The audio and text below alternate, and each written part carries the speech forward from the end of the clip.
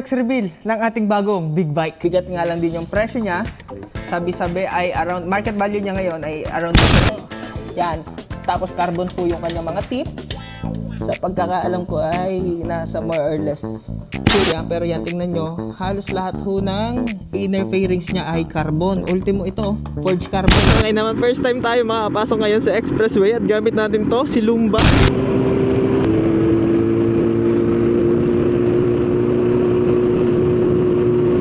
Ay bigya, nakapiraso.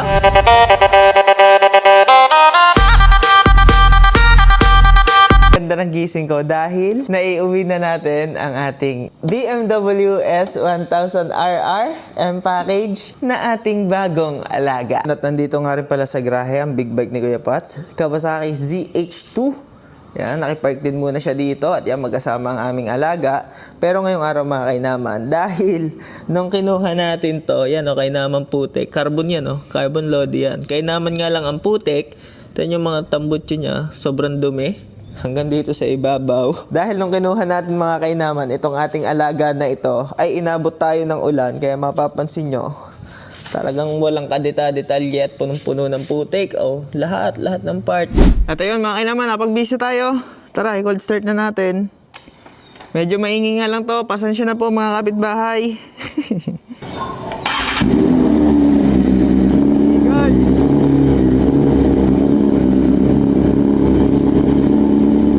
Dahil natin yan na mag 65. Let's go. Uy, motovlogger na ulit tayo guys. Yay! Sarap talaga. Medyo konti na din gasolina natin. Magpagas muna tayo. Para dire-diretso na tayo kapag ka nagpalinis.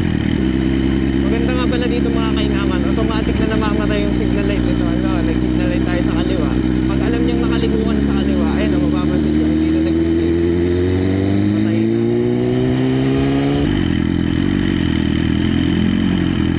Special ang boss, full tank. Kaya. Wala na. Quick release.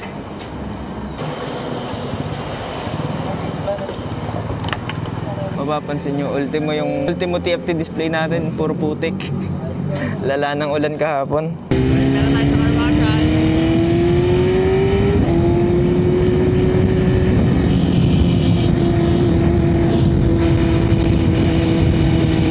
Sarap!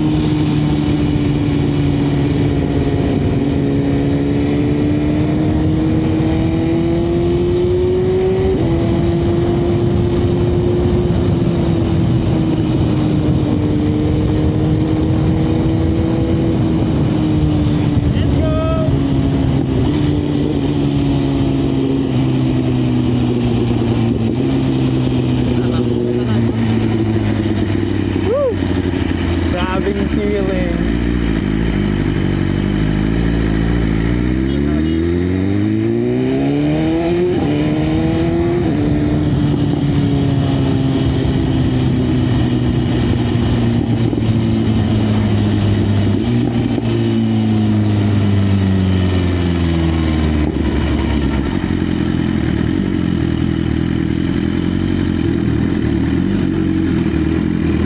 Boss, yung linis balagbag.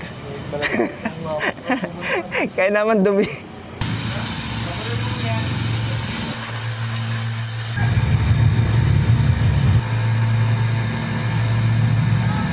Banlawan time. Tama naman, ayos na, malinis na.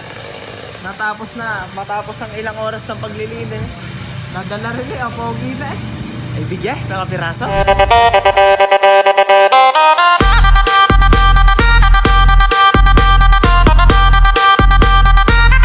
Specs reveal ng ating bagong big bike. Ayun nga pala mga kainaman, may naisip na rin akong pangalan din sa ating alaga na are. Para sa akin lang naman, mukha siyang dolphin. Naisip ko, ano kayo may pangalan na related sa dolphin? Tapos nag-search ako ngayon.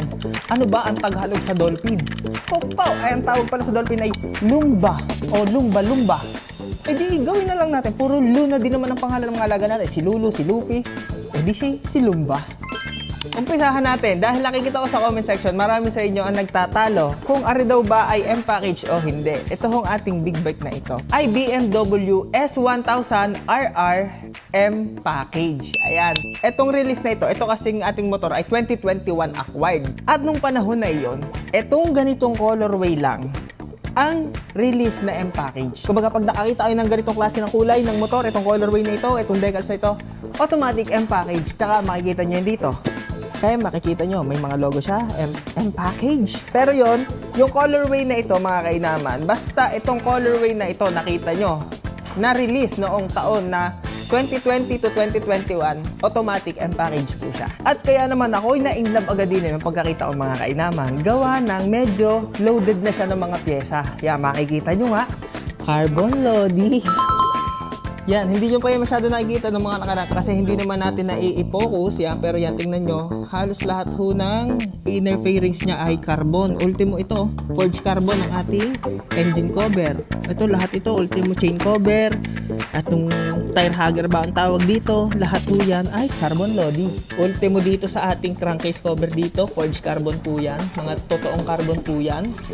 Hanggang dito sa may likuran, carbon lodi. Tapos dito naman makikita natin meron din siyang winglet. Yan, carbon lodi rin ang ating winglet. Tapos dito naman mga kainaman, ito ay hindi na rin stock mags. Kung hindi ako nagkakamali, ito ay OZ Racing. Medyo may bigat nga lang din yung presyo niya. Sabi-sabi ay around, market value niya ngayon ay around nasa 150k to 200k. Itong mags lang natin na to. Tapos bagong gulong na rin to nung nakuha natin. Naka Rosso 4, Diablo Rosso. Yan, Rosso 4. Kita nyo naman, bagong-bago pa yan. Hindi pa man lang nai-banking. Tapos, isa pa sa pinakamalupit na load niya ay ito ang kanyang tambutso. Full titanium, mga kainaman. Full system po yan. Mula headers, full titanium na hindi lang masisili. Pero yan, full titanium siya hanggang dito sa dulo. Yan, Akrapovic. Yan, designed for horsepower. Yan. Tapos, carbon po yung kanyang mga tip. Sa pagkakaalam ko ay nasa more or less 200 to 300k something ho ang presyo ng tambutso. Ayan. Tapos ito pa, equipped na rin siya ng mga sliders. Yan, Evotech. Sa unahan, Evotech. Aring lagay ng ating pada ay Evotech din. Tapos itong ating mga radiator guard, radiator cover yan. Set siya, Evotech din parehas mga kainaman. So siya na kayo medyo madumi, galing kami sa Red Kuya Pas kahapon. Brembo ang panglikod natin. Tapos ito nga palang mags natin na to ay forged na mags to. Dahil ang stock mismo ng M-Package ay carbon na mags. Ito medyo mas matibay pero magaan pa rin. Tapos ang maganda rin nga pala dito mga kainama, naka quick action system na rin ito na taklob ng tangke. At ayun lang mga kainaman, kung meron man akong hindi nasabi pa sa ating specs reveal, comment nyo na lang dyan sa baba. Nagkaayaan nga kaming magkakaibigan na magpakabit ng RFID. S1000R ni Boss Boy, S1000XR ni Kuya Pat, at S1000RR natin mga kainaman. Ang problema lang ay parang may sumpa talaga dahil tuwing magra-ride kami ay ang sama ng panahon. Ayun mga kainaman, first time tayo makapasok ngayon sa expressway at gamit natin to, si Lumba. Kasama natin na rin bagong BMW din ni Kuya Pat. First time ko makakapasok ng nakamotor sa expressway. Woo! Ang gara, kinakabahan ako, di ko alam bakit. To Manila via SLEX. First time expressway. Ang problema natin mga kainaman, parang may sumpa talaga. Every time magseset kami ng ride, ayan, ang panahon ganyan. Uulan bigla. Ayan na, ito na, first time. Expressway. Gawin ako, nasa expressway na tayo. Nasa expressway na tayo. Best feeling to parts. First time sa expressway.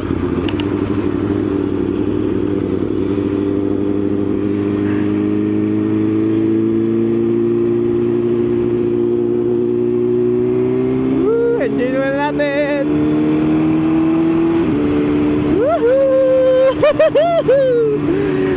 Ang sarap sa expressway.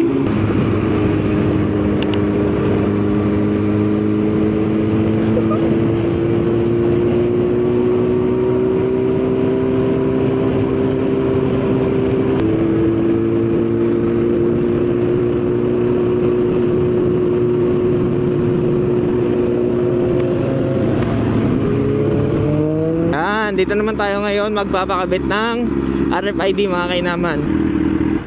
Para mga kainaman, samahan nyo kami magpakabit ng RFID. Yun mga kainaman, nagpipilap lang tayo din sa ating RFID application na. Mag-i-install na rin maya maya.